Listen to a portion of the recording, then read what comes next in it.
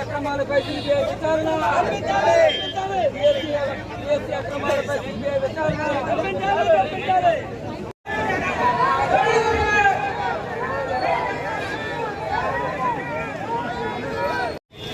కొంచెం బ్యాగ్ కొంతమంది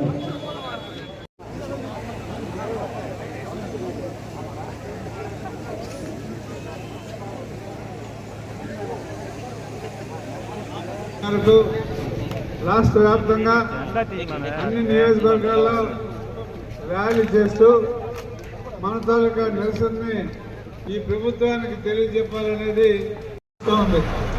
చీఫ్ స్టేషన్లు ఎన్టీ రామారావు గారికి వెన్నుపోటు పొడిచిన దగ్గర నుండి కూడా ఇవాళ వరకు కూడా అన్ని కార్యక్రమాలు వెన్నుపోటుతోనే ఈ ప్రభుత్వం నడిపిస్తూ ఉంది. అలాంటిది విద్యార్థులు నిరుద్యోగులకు కూడా ఇవాళ వెన్నుపోటు ప్రభుత్వం తాలూకా వార్తలు మనందరికీ తెలుసు. అందుకనే ఈ రోజున మనం అందరం వాళ్ళకి మద్దతుగా వాళ్ళకి న్యాయం చేయాలనేటువంటి ఉద్దేశం మీద ఈరోజు ర్యాలీలు చేసినా నిరాహార దీక్ష చేసినా ఆ సమావేశాలు పెట్టినా మరి ఇవాళ నిరుద్యోగ యువకులకి న్యాయం చేయాలన్నదే మన తాలూకా ఉద్దేశం. అయినప్పటికీ కూడా ఈరోజు పోలీసు వారి తాలూకా నిబంధనలు మనందరికీ ఇదివరకు మాట్లాడినటువంటి వ్యక్తులు చెప్పారు. వారు కూడా చెప్పారు మరి ఇవాళ రూల్ పొజిషన్లో 130 ఆ రూల్ని అప్లై చేస్తూ ఎక్కడ పర్మిషన్ లేవని పోలీసు వారి పాపం చెప్తా ఉన్నారు. అయితే ప్రభుత్వం ఏం చెప్తే అది వాళ్ళ తాలూకా నిబంధనల ప్రకారంగా చెప్పవలసినటువంటి అవసరం ఉంది. అయితే రూల్ 30 అనేది సంవత్సరం పొడవునా మరి మీరు విధిస్తే ప్రతిపక్షం తాలూకా నోరు పూర్తిగా మీరు నొక్కేసినట్టు మీరు మీ తాలూకా కూలీ కానీ రావాలంటే చాలా కష్టమైనటువంటి పరిస్థితి. అయినప్పటికీ కూడా మరి గౌరవ మన మాజీ ముఖ్యమంత్రి గారు జగన్మోహన్ రెడ్డి గారి మీద ఉన్నటువంటి ప్రేమాభిమానాలు అవనివ్వండి, లేదంటే నా మీద ఉన్నటువంటి విశ్వాసం అవనివ్వండి, మీరందరూ పిలిచిన తడుగానే ఈ గత 4-5 రోజులుగా నిరాహార దీక్షలు చేస్తున్నప్పటికి కూడా ఈ కార్యక్రమాన్ని కూడా విజయవంతం చేయాలని మీరందరూ వచ్చారు. మీరందరూ గ్రామాల నుండి అలాగే పట్టణంలో ఉన్నటువంటి 31 వార్డుల నుండి అందరూ ఇచ్చేశారు. వారందరికీ పేరు పేరున ధన్యవాదాలు తెలియజేస్తున్నాను.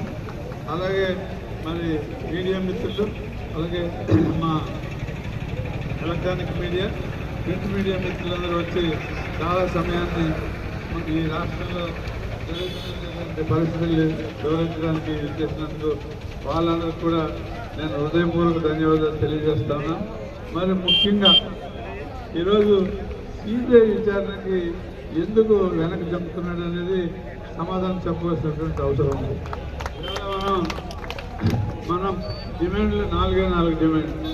ఒకటి, సిబిఐ విచారణ చేయాలి ఈ జరిగినటువంటి ఎపిసోడ్ మీద అని మనం డిమాండ్ చేస్తా ఉన్నాం.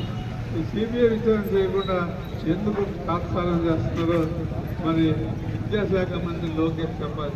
నీకు ఏమాత్రం సిగ్గున్నా, ఏమాత్రం మనిషి మీద నమ్మకం ఉన్న, విశ్వాసం ఉన్న ఖచ్చితంగా నువ్వు రాజీనామా చేయాలి, లేదంటే సిబిఐ ఎంక్వైరీ చేసి నీ తల్లికి నిజాయితీగా అయినా సరే నిరూపించుకోవాల్సినటువంటి అవసరం ఉందని ఈ సందర్భంగా మీకు అందరికీ కానీ ఇవాళ ఉన్న ప్రభుత్వం ఏ విధంగా మన పరిపాలన చేస్తుందో మనందరికీ తెలుసు.